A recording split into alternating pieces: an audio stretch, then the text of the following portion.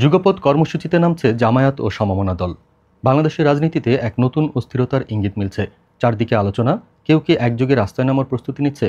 কারা সেই শক্তি যারা ক্ষমতার ভারসাম্য কাঁপিয়ে দিতে পারে?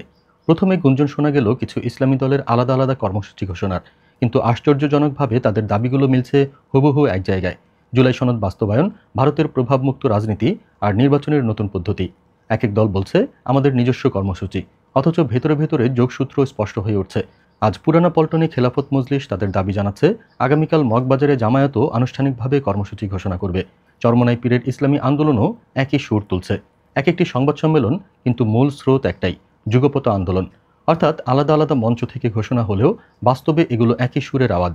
আওয়ামী লীগের পতন এবং ভারতের প্রভাব ঠেকাতে এই সমমনা দলগুলো একসাথে নামছে রাস্তায়। প্রশ্ন হলো, এই যুগপৎ কর্মসূচি কি কেবল রাজনৈতিক চাপ, নাকি আসন্ন নির্বাচনের জন্য ক্ষমতার পালাবদলের প্রথম ধাপ?